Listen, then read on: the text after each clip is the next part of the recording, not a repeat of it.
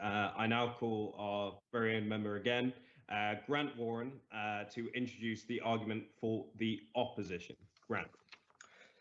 Thank you, Mr. President. I just want to begin by offering some points of rebuttal to Olcan's argument.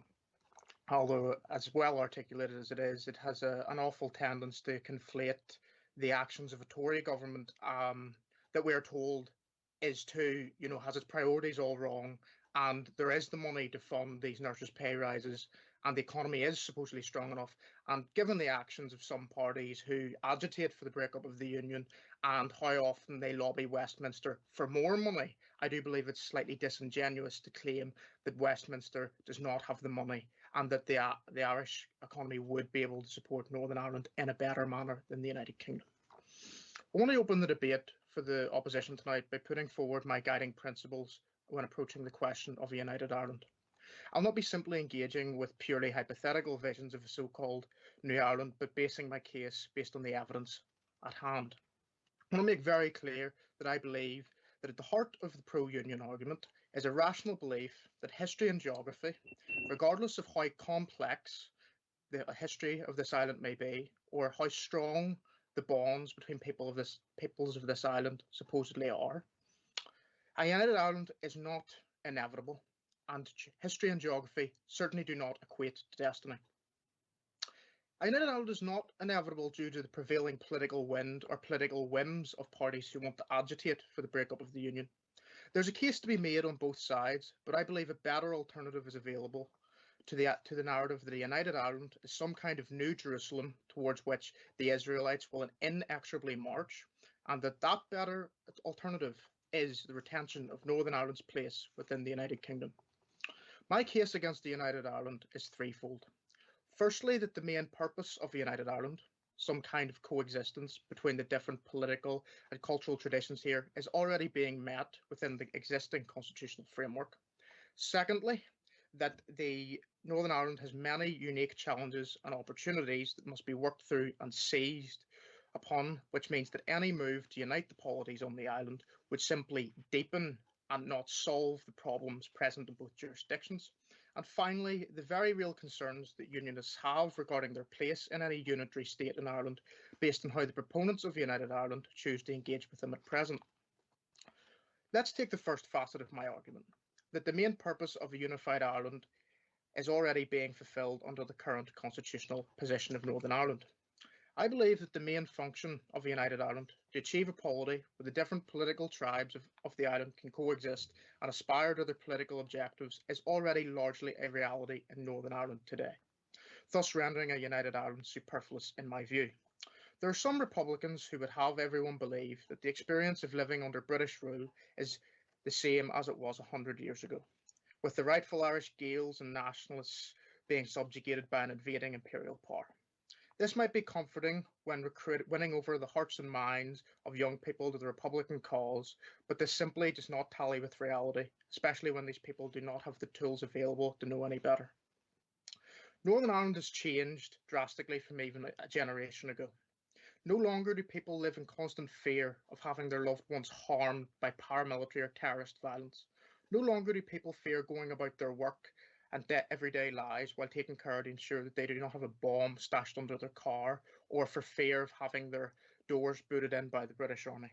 The Belfast Agreement and subsequent agreements, while far from perfect, have provided the basis for 2 decades of peaceful government, where provisions and safeguards are in place to ensure that one political tradition does not trample on the aspirations, rights and traditions of the other. Irish nationalists and British unionists can coexist under the current settlement, as we can identify with what national identity we choose, nationalists being able to express their cultural identities through sending their children to a school of their choice, and difficult compromises have been made to allow the legal recognition of the right to speak and enjoy the Irish language. I won't delude myself into believing that the path to this more politically mature and peaceful environment has been easy. It has been anything but. However, I think the promise of devolution and representation for all at the heart of government, regardless of our individual feelings regarding the suitability of certain parties to serve at the heart of that government, has ensured that people of orange, green and no political affiliations can enjoy the ability to live as peaceful, dare I even say respectful, but different neighbours. A united Ireland, by contrast, would tear away the foundational basis of the political aspirations of Unionists, the link to the Crown and the other nations of the Union, a living, breathing, political and cultural entity with over 300 years of common values and prosperity, in my view. It is for this reason that I believe that a united Ireland is by its nature a more exclusionary proposition than remaining a part of the UK. Secondly, I believe that the United Ireland is not the silver bullet to the challenges that Northern Ireland faces, because a hasty or purely ideological push towards Irish unity would only serve to deepen the problems faced by both states on the island. We have to make Northern Ireland work before it can be written off as a failure. And try as some people might to make this place fail, there's simply too many people who would not let it, in my view. We must focus on the job at hand, rebuilding our economy post-COVID. No thank you. We need parties that are willing to put their noses to the grindstone and create conditions for investment and growth, much like the executive has proven itself capable of in the past.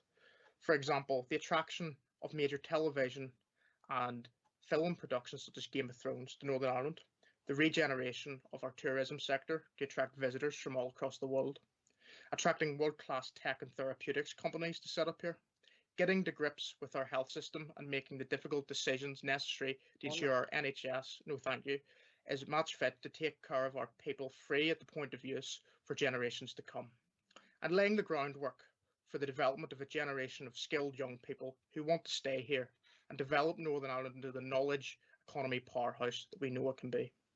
Let's not slip back into the old mindset of dooming Northern Ireland to failure, because if we do, in my view, it will not stand as a terrible failure, but one of the greatest missed opportunities on these islands. We need stability, not separatism, to deliver for the most pressing needs of our people, regardless of their background. Yes, go ahead. Just noticed that you said how we can't settle for segregation, and then earlier in your opening comment you said about how it is largely equal. Well, to be quite frank, I don't settle for anything less than fully equal, and I don't believe that you should either. I don't think anybody should have to settle for their own rights. Just to clarify, I did not say that it largely equal. I said largely at present the aspiration of peaceful coexistence between the two communities is largely achieved under the current framework and is possible. I do believe there are reforms that obviously have to take place within Northern Ireland. I'm not going to sit here and pretend that the Northern Irish state and the current constitutional settlement is perfect, but it can be worked through rather than, in my view, a more exclusionary proposition which would tear away the political aspirations of Unionists, which would be a united Ireland. So finally, I want to state that I believe United Ireland is not a workable proposition, because based on the cold hard evidence that we have at hand, it is not an inclusive vision for all political traditions and aspirations. For so long as some proponents of United Ireland wish to glorify men and women of violence, for so long as they continue to deride Unionists as planters and foreigners in our own home, for so long as Unionists are sneered at in professional environments, no thank you, such as universities, that they have no serious or positive contribution to make to history, and so long as the very serious concerns that Unionists have regarding Brexit and the Northern Ireland Protocol are just simply batted aside, you voted for Brexit, suck it up, then I personally see that, and I think I speak for the majority of Unionists in this matter, they simply will not want to be part of a so-called New Ireland. Unionist cooperation is conditional on respect and cannot be taken for granted. In the same way, for years, nationalist cooperation in the democratic process quite rightly hinged on their rights and aspirations being taken seriously. It is this final point that I want to stress.